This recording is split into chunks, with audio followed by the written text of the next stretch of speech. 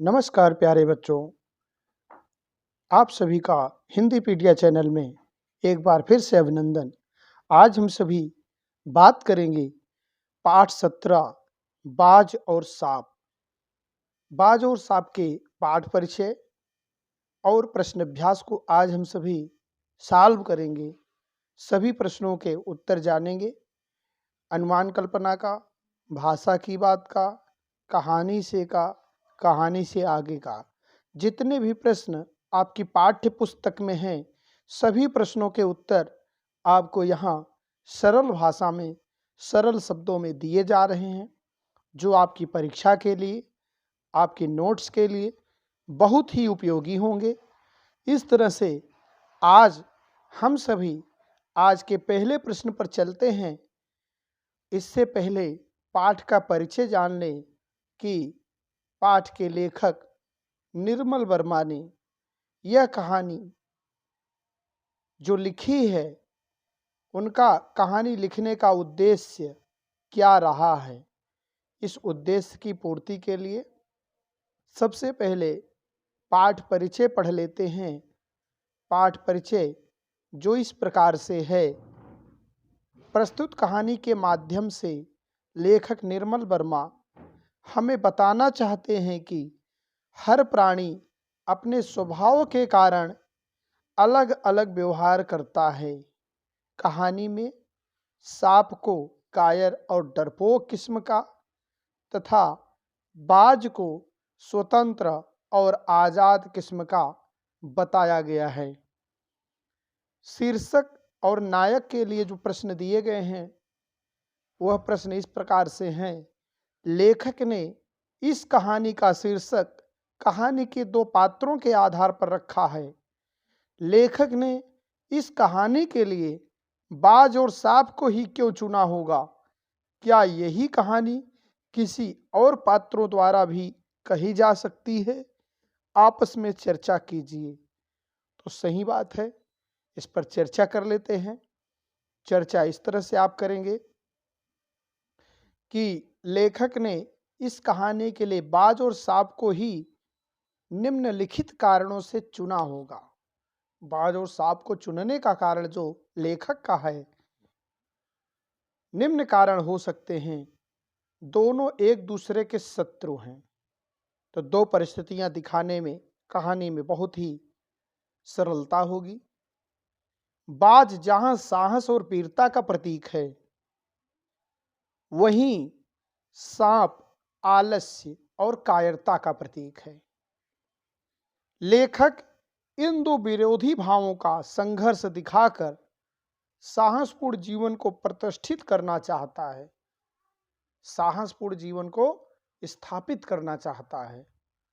इस कहानी को बैल और तोते के माध्यम से भी प्रस्तुत किया जा सकता है। इसका कारण तोता स्वच्छंद उड़ने वाला है, उसे स्वच्छंदता पसंद है, जबकि बैल को उसका मालिक जो उसे कैद करके दिन भर उससे काम लेता है, वह पसंद है।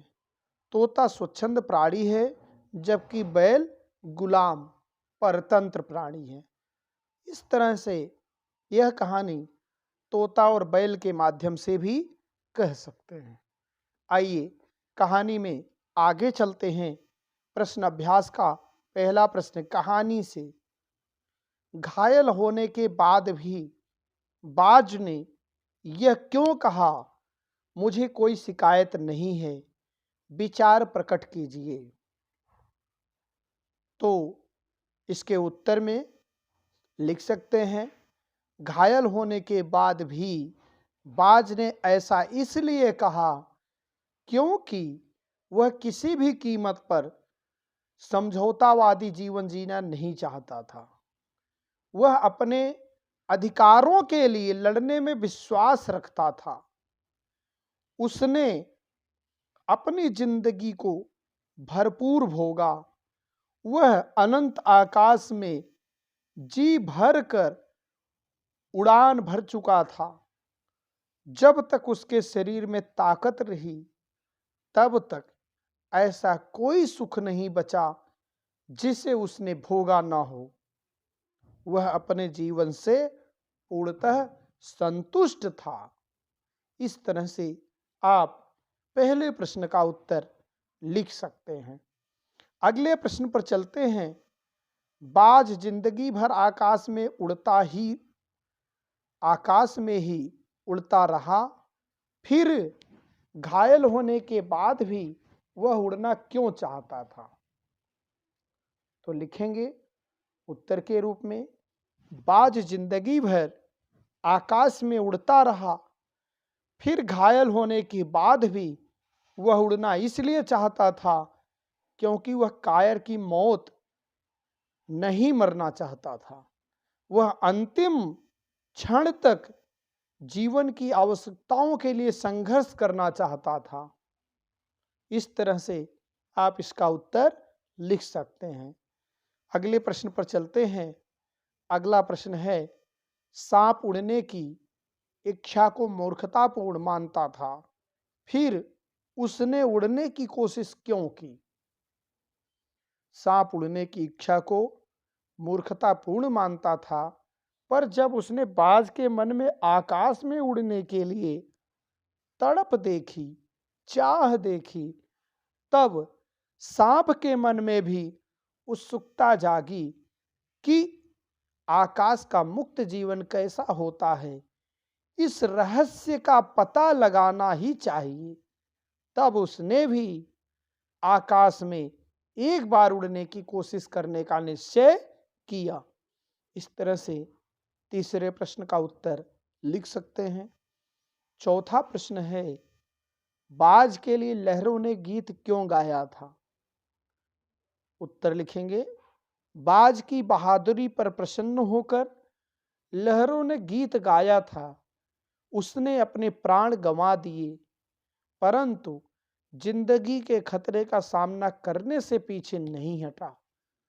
बाज अपने प्राण गंवा दिए, परंतु खतरे का सामना करने से पीछे नहीं हटा। इसलिए बाज के लिए लहरों ने गीत गाया था। अगला प्रश्न है जो इस तरह से है, घायल बाज को देखकर सांप खुश क्यों हुआ होगा? तो स्वाभाविक है, बाज सांप का शत्रु है, सांप उसका आहार होता है। घायल बाज सांप को किसी प्रकार का आघात नहीं पहुंचा सकता था, इसलिए घायल बाज को देखकर सांप के लिए खुश होना स्वाभाविक था। अगले प्रश्न पर चलते हैं। कहानी से आगे के प्रश्न है।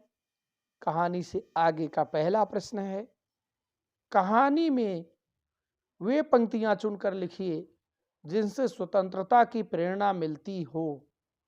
कहानी में प्रयुक्त स्वतंत्रता से संबंधित पंक्तियां निम्न हैं।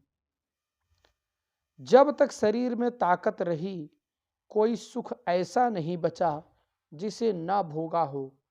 बाज ने कहा, दूर दूर तक उड़ानें भरी हैं, आकाश की असीम ऊंचाइयों को अपने पंखों से ना पाया हूं। बाज ने कहा, आह काश मैं सिर्फ एक बार आकाश में उड़ पाता। अगली पंक्ति है, वह समय दूर नहीं जब तुम्हारे खून की एक एक बूंद जिंदगी के अंधेरे में प्रकाश फैलाएगी और साहसी बहादुर दिलों में स्वतंत्रता और प्रकाश के लिए प्रेम पैदा करेगी।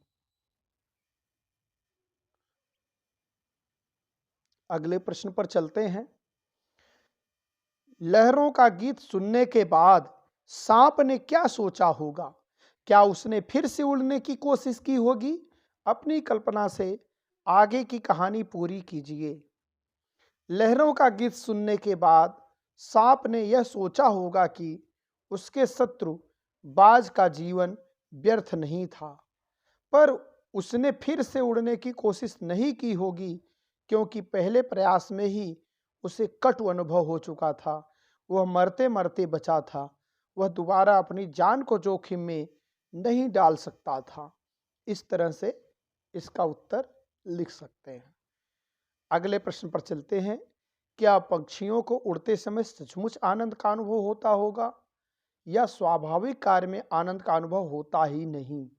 विचार प्रकट कीजिए। स्वाभाविक है। हाँ, पंछियों को उड़ते समय सचमुच आनंद का अनुभव होता होगा। वे अपनी उड़ान में किसी भी प्रकार की बाधा सहन नहीं करते। वे उड़ने में आनंद की अनुभूति करते हैं। स्वाभाविक कार्य में भी आनंद का अनुभव होता है। इसके विपरीत थोपे गए अस्वाभाविक कार्य में आनंद का अनुभव नहीं होता। इसी तरह से अगले प्रश्न पर चलते हैं। मानव ने भी हमेशा पंछियों की तरह उड़ने की इच्छा की है। आज मनुष्य उड़ने की इच्छा किन साधनों से पूरी करता है? लिखिए। तो इस तरह से इसके उत्तर में आप लिख सकते हैं। मानव ने आदिकाल से ही पंछियों की तरह उड़ने की इच्छा रखी है, किंतु शारीरिक असमर्थता की वजह से उड़ नहीं पा रहा था, क्योंकि मानव के पास पंख नहीं थे, शरीर उसका भारी था, जिसका परिणाम यह हुआ कि मनुष्य ने हवाई जहाज का आविष्कार कर दिखाया। आज मनुष्य अपने उड़ने की इच्छा की पूर्ति हवाई जहाज, हेलीकॉप्टर, गैस बैलून, ग्लाइडर आदि से करता है। इस तरह से अनुमान कल्पना का प्रश्न है, जो बच्चों को स्वयं करना है। फिर भी यहाँ एक कल्पना करके कहानी लिखी गई है। इस कहानी को पढ़ करके आधार प्राप्त कर सकते हैं और कहानी अपने मन से लिख सकते हैं। यदि इस कहानी के पात्र बाज और सांप न होकर कोई और होते, तब कहानी कैसी होती, अपनी कल्पना से लिखिए। तो आप कहानी को पढ़ेंगे, यहाँ दी गई कहानी को अपनी कल्पना से स्वयं लिखने का प्रयास करेंगे। चलिए कहानी पढ़ते हैं। यदि इस कहानी के पात्र तोता और बैल होते तो कहानी इस प्रकार होती। बैल को खूंटे में बंधा हुआ देखकर तोता हंसा और बोला, भाई तुम्हारे तो ठाठ है, दिन भर हल खींचना पड़ता है, किसान के डंडे भी खाए तब जाकर तुम्हें चारा मिला, दिन की चिलचिलाती धूप भी तुम्हें अपनी पीठ पर झेलनी पड़ी। बैल चारा खाते खाते रुका। तुम्हारी तरह दिन भर चार दानों के लिए मीलों मारा मारा तो नहीं फिरना पड़ता। घर लौटने पर इतना तो तय रहता है कि पेट भरने के लिए पूरा चारा मिल जाएगा। फिर जो चारा खिलाएगा वह तो काम लेगा ही। बिना काम किए खाना भी तो पाप है। तुम कोई काम नहीं करते, चुपके से किसी के मटर व चने के खेत में घुस जाते हो, किसी के बाग बगीचे में चोरी छिपे जाकर फल कुतरने लगते हो। इस तरह खाने का अपना ही आनंद है। तोते ने कहा, तरह तरह के बढ़िया फल खाने को मिल जाते हैं। अच्छे फल ढूंढने के लिए भी तो कर्म करना पड़ता है। हमें जो आजादी मिली है उसका तो मजा ही कुछ अलग है। हम अपनी मर्जी के मालिक हैं। तुम अपनी मर्जी से कहीं भी नहीं जा सकते, अपनी मर्जी का खा भी नहीं सकते। तुम्हारे मालिक जो चने की बढ़िया दाल खाते हैं, हम उनके आंगन में जाकर कुछ दाने उसमें से खा लेते हैं। तुम्हारे मालिक के आंगन में इस आम पर हर साल बढ़िया आम लगते हैं, तुमने कभी चखे भी नहीं होंगे। हमें देखिए, पके हुए आमों का आनंद हम सबसे पहले उठाते हैं, तुम्हारे मालिक से भी पहले। तोते ने आंखें मटकाकर कहा। बैल कहाँ चुप रहने वाला था, वह बोला, ठंड और बारिश में मुझे अलग कोठरी में बांध देते हैं। तुम्हें तो ठंड, बारिश और ओलों की मार झेलनी पड़ती है। तोता बोला, अरे भाई, हम भी किसी के मकान के कोने में जाकर दुबक जाते हैं, हमारा भी समय कट जाता है। दिक्कत तो सभी के साथ है। हमें शिकारी मार गिराते हैं, चिड़ी मार पकड़कर पिंजरे में बंद कर लेते हैं, बाज भी झपट्टा मारकर हमें मार देता है। आज़ादी मिली है तो कुछ कीमत चुकानी पड़ेगी। आनंद और आज़ादी कोई मुफ्त में थोड़ी मिलती है। तोते ने अपनी बात को महत्व देते हुए कहा, खुली हवा में सांस लेने का आनंद ही कुछ और है। तुम सही कहते हो, बैल ने सिर हिलाकर कहा, परंतु मेरा जीवन केवल मेरे लिए नहीं है, मैं जिस फसल को उगाने में मदद करता हूँ, उससे पूरे परिवार का पालन पोषण होता है। मेरा मालिक मुझे चारा खिलाने के बाद ही खाना खाता है। वह सुबह-सुबह उठकर मुझे पहले चारा खिलाता है, तब खुद कुछ खाता है। मेरा जीवन तुम्हारी तरह आज़ाद भले ही ना हो, परंतु एकदम निरर्थक भी नहीं है। तोते को बैल की बात सही लगी। वह बोला, हम दोनों ही अपनी-अपनी जगह सही हैं। ईश्वर ने हमारा जीवन जैसा बनाया है, हमें वैसा ही जीवन जीना है। अच्छा, चलता हूँ, कहकर तोता फुर्र से उड़ गया। बैल बहुत देर तक सिर उठाए आकाश की तरफ देखता रह गया। इस तरह से आप कहानी से जो बातें पढ़े हैं, कल्पना करके लिख सकते हैं। चलिए भाषा की बात के प्रश्न को देखते हैं। कहानी में अपनी पसंद के 5 मुहावरे चुनकर उनका वाक्यों में प्रयोग कीजिए। कहानी में कुछ मुहावरे आए हैं, मुहावरेदार वाक्य आए हैं, उनसे कुछ मुहावरे चुने गए हैं जो इस प्रकार से हैं। भाप लेना। चोर का मुंह देखकर पुलिस ने भाप लिया कि यही चोर है। हिम्मत बांधना। सेना को लड़ने की स्वतंत्रता देकर सेना प्रमुख ने उनकी हिम्मत बांध दी। इसी तरह से अंतिम सांस गिनना। घुसपैठियों की गिरती सांसें देखकर भारतीय सेना ने भाप लिया कि वे अंतिम सांसें गिन रहे हैं। इसी तरह से मन में आस जगना। शिक्षक की प्रेरणादायक कहानी ने मेरे मन में आशा जगा दी। इसी तरह से प्राण हथेली में रखना। देश की सीमा पर जवान देशवासियों की जान बचाने के लिए अपने प्राणों को हथेली में रख देते हैं। प्रश्न 2, आरामदेह शब्द में देह प्रत्यय है। यहाँ देह देने वाले के अर्थ में प्रयुक्त है। देने वाला के अर्थ में द, प्रद, दाता, दाई आदि का प्रयोग भी हो सकता है। सुखद, सुखदाता, सुखदाई, सुखप्रद। उपयुक्त समानार्थी प्रत्ययों को लेकर 2-2 शब्द बनाइए। तो यहाँ पर कुछ शब्द इस तरह से बन सकते हैं। द, सुखद, दुखद, दाता, परामर्शदाता, सुखदाता, दाई, सुखदाई, दुखदाई। देह, विश्राम देह, लाभ देह। इसी तरह प्रद, लाभप्रद, शिक्षाप्रद। इस तरह से आज की प्रश्नोत्तरी यही समाप्त करते हैं।